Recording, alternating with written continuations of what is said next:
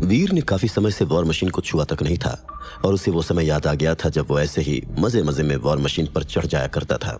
इस समय high speed में मूव करते हुए एक ऐसी तलवार जो घूमना बंद ही नहीं कर रही थी और वो लेजर ब्लास्टर जो फायर करता जा रहा था, इन सब की आवाजें सभी को एक्साइट कर रही थीं। मेटल पर पड़ रही लेजर की आवाज तो खासतौर पर वहां मौजूद सभी लड़कों के लिए किसी म्यूजिक से कम नहीं थी, जिसे सुनकर वो सब के सब सुपर एक्साइटेड हो गए थे। वहीं अपने दिल में एक्साइटमेंट के साथ सत्यम बासु भी इस समय अपनी आंखों के सामने मौजूद स्क्रीन को देख रहे थे। वीर की परफॉर्मेंस को देखकर उन्हें अपने जवानी के दिन याद आ गए थे, बल्कि एक पल के लिए तो उन्हें ऐसा लग रहा था जैसे कि वो स्क्रीन पर खुद का ही पास्ट देख रहे हों। ये मलिक फैमिली से नहीं है और ना ही इसने फॉल्सिफाइड स्काई मंत्रा की प्रैक्टिस की है। ये मैंने जितना सोचा था उससे भी काफी ज्यादा इंटरेस्टिंग है और अब मैंने फैसला कर लिया है। हाँ, मैं इसे अपना स्टूडेंट जरूर बनाऊंगा। अपने चेहरे पर स्माइल के साथ सत्यम बासु कहते हैं। इस बात पर भरोसा करना बहुत ज्यादा मुश्किल है कि मलिक फैमिली के एक मेंबर ने फॉल्सिफाइड स्काई मंत्रा नहीं सीखा है, लेकिन उसके बावजूद वो इतना ज्यादा पावरफुल है। वीर की स्किल्स टॉप लेवल की थी, वो किसी भी तरह के मूवमेंट और पावर से एसोसिएटेड नहीं थी। और जितना सत्यम बासु ने वीर का वॉर मशीन का ऑपरेशन देखा था, उससे सत्यम बासु को वीर को लेकर काफी चीजें पता चल गई थी। ये सच में एक इंटरेस्टिंग बात है कि बिना फॉल्सिफाइड स्काई मंत्रा सीखे जो ये इतना ज्यादा पावरफुल हो गया है। सत्यम बासु के मन में और भी कुछ एक्स्ट्रा ख्याल चल रहे थे, लेकिन फिलहाल वो इस बारे में ज्यादा नहीं सोच रहे थे। ये मलिक फैमिली से नहीं है और ना ही ये मलिक फैमिली का बनना चाहता है। इसका सरनेम रहेजा है। मैं इंतजार नहीं कर पा रहा हूं ये देखने का कि इन सब का नतीजा क्या निकलेगा। सत्यम बासु के दिमाग में तुरंत ही ये ख्याल आ जाता है और वो और भी ज्यादा एक्साइटमेंट से उस मैच को देखने लगते हैं। और फिर केवल भगवान ही जानता है कि एसकेटीएस ने न जाने कितने सैकड़ों वार किंग ऑफ वॉर पर डिलीवर किए होंगे, जिसके बाद किंग ऑफ वॉर फाइनली टूट गया था और किंग ऑफ वॉर के टूटने के साथ साथ उस लड़ाई का भी अंत हो जाता है। अपनी हार के बाद पार्थ चौधरी के मुंह से एक शब्द तक नहीं निकल पा रहा था। वहां से एग्जिट करने के बाद वो जल्दी से अपने आदमियों को बुलाता है और उनके साथ वहां से चला जाता है। अपनी परफॉर्मेंस को लेकर वो इतना ज्यादा शर्मिंदा था कि उसके मुंह से एक शब्द तक नहीं निकल रहा था। आफ्टर ऑल वो रॉयल वॉर मशीन टीम का एक ऑपरेटर था जो अभी अभी एक पुराने और आउटडेटेड एसकेटीएस से हार गया था। इधर वीर और पार्थ चौधरी की लड़ाई के फुटेज को पोलर नाइट पर अपलोड होने में देर नहीं लगती है। उस अनएडिटेड वीडियो का title SKTS murders king of war रखा गया था, जो पलक झपकते ही वायरल हो गया था।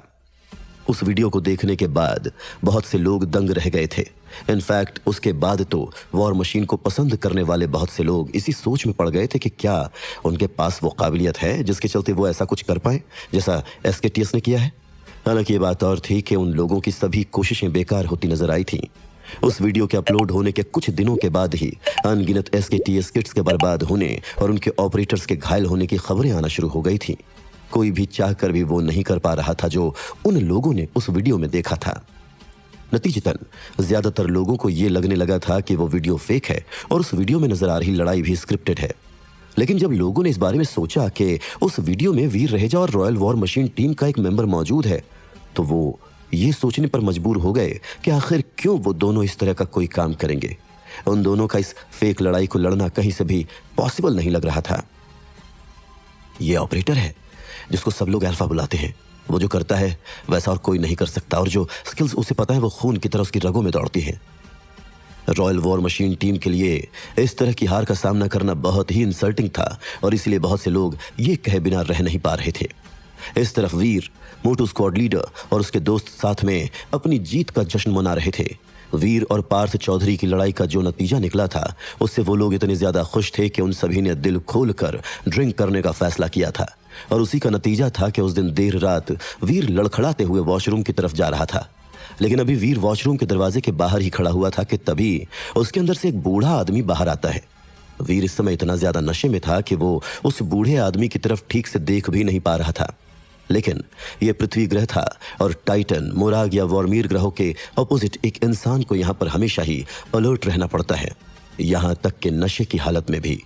और यही वजह थी कि जब वीर उस बूढ़े आदमी के बगल से निकला था उसे ऐसा महसूस हो रहा था जैसे कि उस बूढ़े आदमी की आंखें कुछ ज्यादा ही ब्राइट हैं और इसीलिए वो उस बूढ़े आदमी की तरफ देखने पर मजबूर हो जाता है। हालांकि ये बात और थी कि जैसे ही वीर उस बूढ़े आदमी की तरफ देखता है वो अपनी जगह पर फ्रीज हो जाता है उसके प्यूपिल्स छोटे हो जाते हैं और उसकी आंखों में जो चमक थी वो गायब हो जाती है। बच्चे, तुम्हें मेरा माइंड टेस्ट देना होगा। अगर तुम पास हो जाते हो तो मैं तुम्हें अपना स्टूडेंट बनने दूंगा। अपनी आवाज में घमंड के साथ वो बूढ़ा आदमी, जो कि सत्यम बासु थे, वीर से कहते हैं। एक डेमी गॉड के तौर पर सत्यम बासु लोगों के विल पावर को इन्फ्लुएंस करने और इल्यूजन्स परफॉर्म करने में बहुत ही ज्यादा टैलेंटेड थे। डेमी गॉड की फाइट में वो हमेशा ही अपने ओपोनेंट का ध्यान बटाकर उन्हें एक ऐसी फॉल्स रियलिटी में ले आते थे जो खुद उन्होंने बनाई होती थी। वीर अभी बस एक इवॉल्वर ही था और इसीलिए वो इसे रेजिस्ट करने में बेबस था। और यही वजह थी कि सत्यम बासु वीर की विल पावर, उसके विश्वास और उसके रिजॉल्व को टेस्ट करना चाहते थे। अगर वीर इसमें पास हो जाता है तो वो सत्यम बासु का स्टूडेंट बनने के लिए पूरी तरह से क्वालिफाई हो जाएगा। लेकिन अगर ऐसा नहीं होता है तो इसका मतलब ये कि वीर के पास वो काबिलियत नहीं है जिससे वो सत्यम बासु का स्टूडेंट बन सके। लोग जैसी चाहें वैसी स्किल सीख सकते हैं और जितना चाहें उतना पावरफुल भी बन सकते हैं, लेकिन इस तरह के बड़े गोल्स को हासिल करने से एक इंसान को अगर कोई रोक सकता था तो वो था उस गोल की तरफ एक इंसान का विश्वास और डेडिकेशन। सत्यम बासु वीर के सामने जाते हैं और उसे बिठा देते हैं।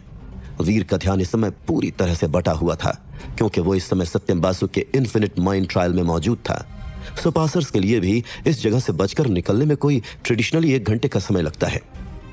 बच्चे, बस थोड़ी सी ही सफरिंग होगी, उसके बाद जब तुम बाहर आओगे तो तुम्हें मेरी हर बात माननी पड़ेगी। सत्यम बासु के दिमाग में समय यही चल रहा था कि इस ट्रायल के बाद वीर किस तरह से उनकी रिस्पेक्ट करेगा, और इस ख्याल भर से ही वो इतने ज्यादा एक्साइटेड हो गए थे कि उनके चेहरे पर 440 वॉट की स्माइल आ गई थी।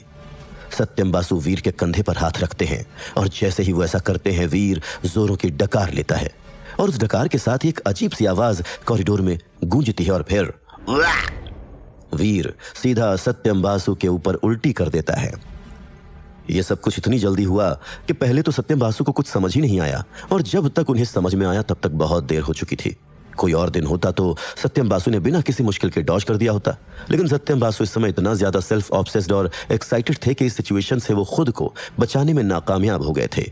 ये सोचते हुए कि उनका इन्फिनिट माइंड ट्रायल कितना ज्यादा कमाल का है और वो खुद को वीर के नए बॉस की तरफ प्रेजेंट करेंगे, सत्यम बासु इतना खोए थे कि वीर को अपने ऊपर उल्टी करता हुआ देखकर वो हक्का बक्का रह गए थे। वीर इस समय बहुत ही ज्यादा नशे में था। उस पर से इन्फिनिट माइंड ट्रायल के इन्फ्लुएंस के अंडर आने के बाद मानो जैसे उसके कंट्रोल का आखिरी बांध भी टूट गया था और बाढ़ की तरह उल्टी उसके पेट से निकलकर सीधे सत्यम बासु के ऊपर चली गई थी। I am so sorry. वीर और सत्यम बासु कुछ सेकंड्स तक एक दूसरे को देखते हैं और सिचुएशन को समझने के बाद वीर सत्यम बासु से कहता है, इट्स ओके। सत्यम बासु अपना सिर झुकाते हुए कहते हैं और वहां से चले जाते हैं। वो किसी भी कीमत पर यह नहीं चाहते थे कि वीर उनका चेहरा देखे। वो इस समय कहीं से भी वो स्ट्रांग इंसान नहीं लग रहे थे जितने कि वो एक्चुअल में हैं, खास करके तब जब वो उल्टी से सने हुए थे। अगर ऐसे में उन्होंने वीर को यह बताया कि वो एक डेमीगॉड हैं और वीर को अपने स्टूडेंट के तौर पर रिक्रूट करना चाहते हैं तो वीर बिना किसी शक के उन्हें एक ऐसा बूढ़ा आदमी समझेगा जो अभी अभी पागलखाने से छूट कर आया है। डैम इट, ये मेरे इन्फिनिट माइंड ट्रायल में खोया कैसे नहीं? ये तो पागलपन है। सत्यम बासु इस समय इतने ज्यादा शॉक्ड थे कि वो खुद भी अपने शॉक को एक्सप्रेस नहीं कर पा रहे थे। मेरी किस्मत अच्छी है कि वो इंसान जो कोई भी था, वो इंसान सुलझा हुआ था और इसीलिए उसने मेरी इस हरकत का कोई बुरा नहीं माना। नहीं तो अगर ऐसा नहीं होता तो मैं बिना किसी शक के बहुत बड़ी मुसीबत में पड़ जाता। ये लोगों के ऊपर उल्टी करने वाली मेरी आदत एक दिन मुझे मरवा कर रहेगी। फ्यूचर में मुझे लोगों के ऊपर उल्टी करना अवॉइड करना होगा। इस बात से अनजान कि उसने अभी अभी एक डेमीगॉड के साथ क्या किया है, वीर अभी भी लड़खड़ाते हुए वॉशरूम की तरफ चलता जा रहा था। वहीं दूसरी तरफ सत्यम बासु तुरंत ही उस ट्रेनिंग बेस से चले गए थे। हालांकि वो वीर के साथ थोड़ा और समय बिताना चाहते थे, लेकिन वीर और उनके बीच जो कुछ हुआ उसके बाद अगर वीर ने सत्यम बासु को पहचान लिया तो चीजें बहुत ज्यादा ऑकवर्ड हो जाएंगी। और यही वजह थी कि सत्यम बासु ने सोचा था कि वीर को अभी अप्रोच करने से बेहतर यही होगा कि वो थोड़ा और इंतजार कर ले। और अपने मन में इसी ख्याल के साथ सत्यम बासु अपना हेयर स्टाइल बदलकर अपनी दाढ़ी भी शेव कर लेते हैं ताकि अगली बार जब वो और वीर मिले तो वीर चाहकर भी उन्हें पहचान न पाए। और रही बात वीर की, तो वीर तो इतने ज्यादा नशे में था कि अगर उसे बताया भी जाए कि उसने एक डेमीगॉड के ऊपर उल्टी की है तब भी उसे भरोसा नहीं होगा और वो यही कहेगा कि कोई उसके साथ बहुत गंदा मजाक कर रहा है। लेकिन इस मजाक की सच्चाई क्या है ये तो वही इंसान जान सकता है जिसके ऊपर ये बीती थी और जो वीर की उल्टी का शिकार हुआ था।